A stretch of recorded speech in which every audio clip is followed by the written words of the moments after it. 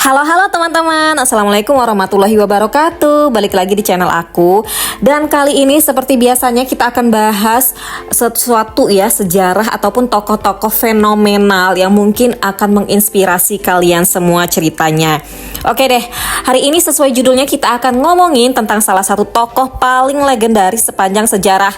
Siapa lagi kalau bukan? Yap, Genghis Khan. Wih, namanya ini aja ya udah bikin merinding kalau kita dengerinnya. Siapa sih yang nggak kenal dengan tokoh satu ini? Jadi dia ini seorang penakluk yang berhasil menguasai wilayah paling luas di muka bumi pada zamannya. Dan bisa dibilang ini adalah cerita tentang salah satu orang paling badas dalam sejarah. Tapi tenang, kita bakal bahas dengan cara yang santai aja biar gampang dipahami, oke? Nah, kita mulai dari awal dulu ya. Jadi Genghis Khan ini sebenarnya bukan nama aslinya. Nama aslinya adalah Temujin, lahir sekitar tahun 1162 di padang rumput luas Mongolia. Nah, kalian bisa bayangin dong, zaman itu nggak ada bangunan pencakar langit, nggak ada ponsel, nggak ada internet.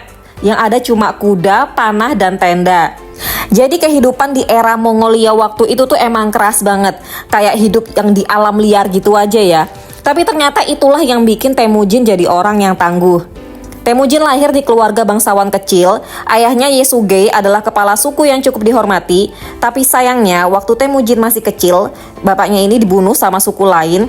Jadi Temujin dan keluarganya terpaksa hidup dalam kondisi yang sulit banget.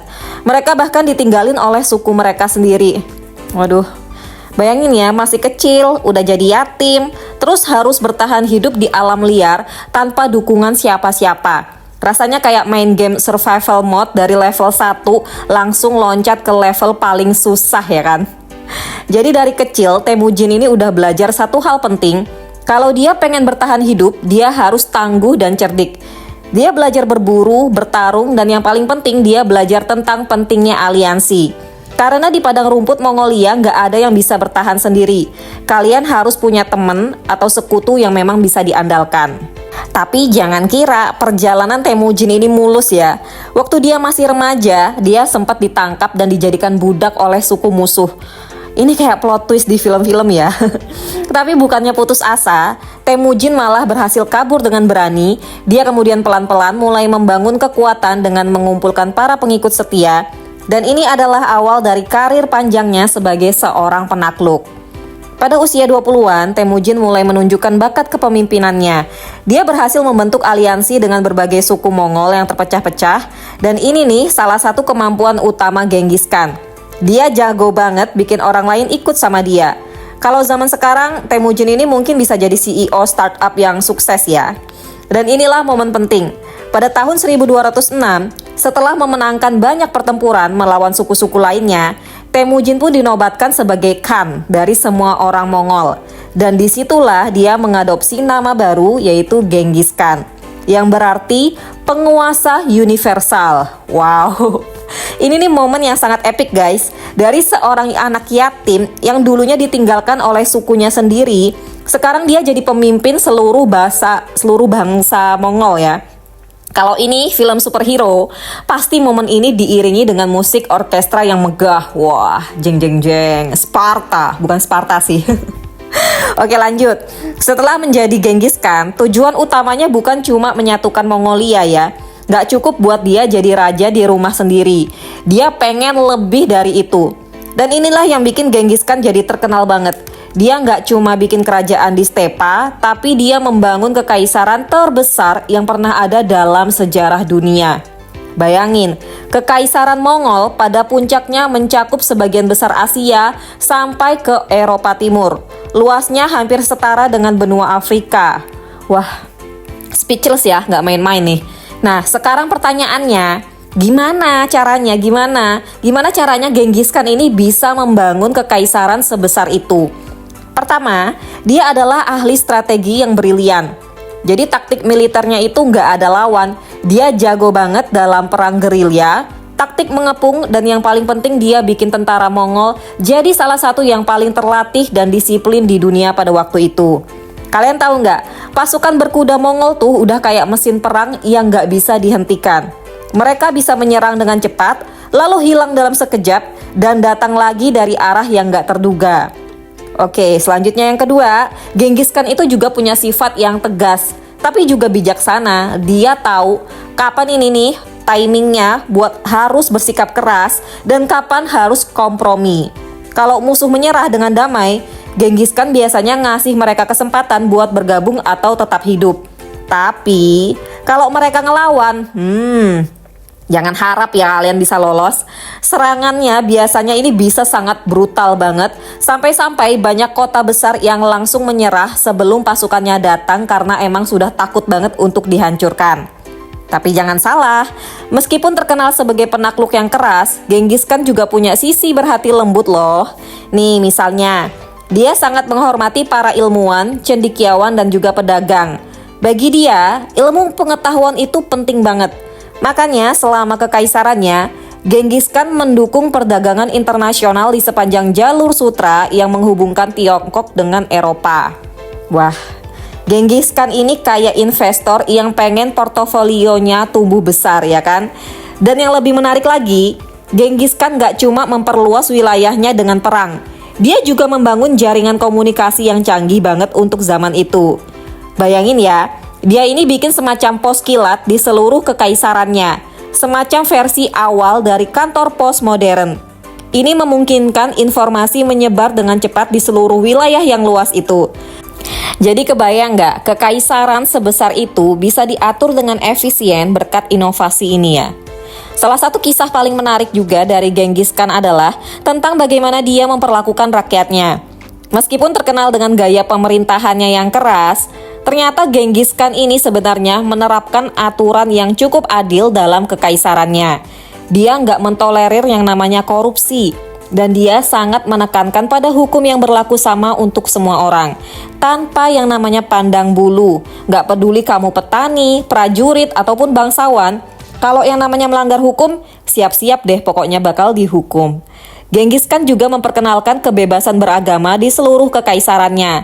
Ini sesuatu yang cukup unik untuk zamannya. Jadi orang-orang di kekaisarannya bebas untuk menjalankan agama mereka tanpa takut dianiaya. Wah, ini benar-benar pemikiran yang jauh ke depan untuk zamannya ya. Ini baru awal dari kisah epik dari Genghis Khan ya. Kita lanjut, oke? Jadi setelah Genghis Khan menyatukan suku-suku Mongolia dan menjadi penguasa seluruh padang rumput yang luas, dia mulai mengarahkan pandangannya keluar. Dan target pertamanya siapa? Yap, Tiongkok. Kekaisaran Jin di Tiongkok Utara menjadi target pertama penaklukan besar Genghis Khan. Tapi ini bukan pekerjaan gampang. Kekaisaran Jin ini kuat banget dengan pasukan besar dan benteng-benteng yang sulit ditembus. Tapi kayak yang udah kita bahas tadi, Genghis Khan bukan sembarang jago perang, dia juga punya taktik yang jitu. Bayangin ya, di tengah benteng-benteng raksasa yang kuat dan musuh yang tampaknya nggak terkalahkan, Genghis Khan dengan cerdas menggunakan tipu daya. Salah satu taktik favoritnya adalah pura-pura mundur. Dia bakal bikin pasukannya mundur seolah-olah mereka kalah. Terus ketika musuh mengejar, tiba-tiba dia balik dan menyerang dari arah yang gak terduga. Wah ini keren ya, pasukan Jin pasti bengong lah. Kok mereka balik lagi? Gitu. Dan pada akhirnya pada tahun 1215, Genghis Khan berhasil menaklukkan Zhongdu yang sekarang dikenal sebagai Beijing. Penaklukannya terhadap Tiongkok Utara adalah kemenangan besar dan ini baru permulaan. Jadi jangan kira setelah menang Genghis Khan langsung puas gitu aja. Setelah Tiongkok Utara, dia mengarahkan pasukannya ke arah barat, menuju ke Kekaisaran Khwarezmia yang berada di wilayah Persia atau sekarang itu Iran modern ya. Ini kisah yang juga epik banget. Jadi gini, awalnya Genghis Khan sebenarnya pengen berdagang dengan Kekaisaran Khwarezmia. Nah, dia kirim utusan untuk menjalin hubungan diplomatik dan perdagangan. Tapi, Kaisar Khwarezmia ini salah besar. Dia bukannya menerima tawaran damai dari Genghis Khan, tapi malah ngebunuh para utusan tersebut.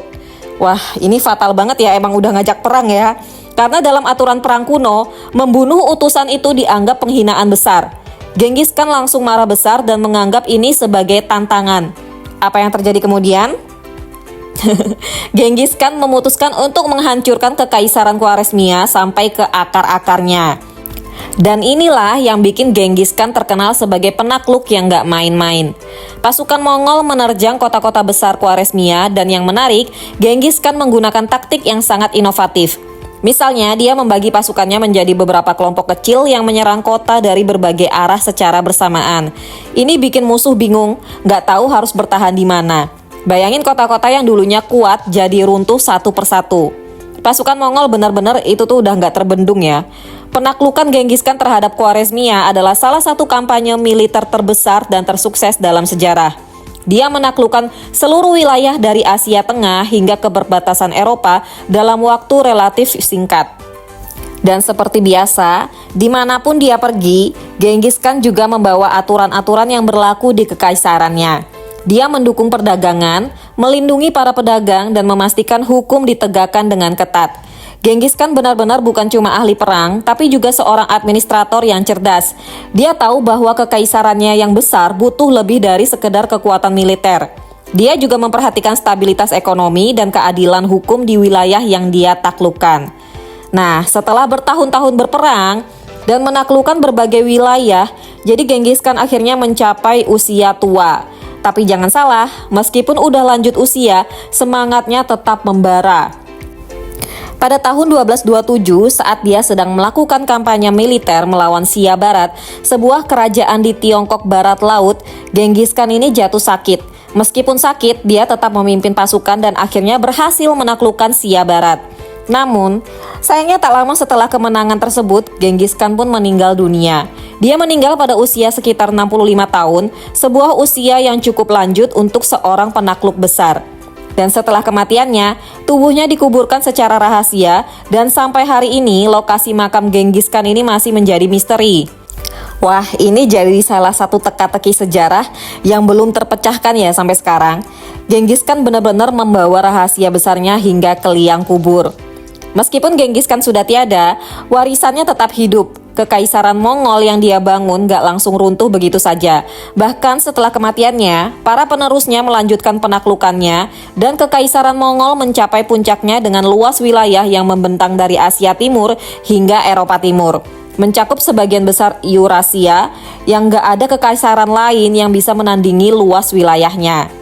Tapi yang lebih penting, Genghis Khan juga mewariskan cara berpikir yang revolusioner. Dia mengajarkan bahwa kekuatan bukan cuma soal kemampuan fisik ataupun jumlah tentara, tapi juga soal kecerdasan, strategi, dan kemauan untuk beradaptasi.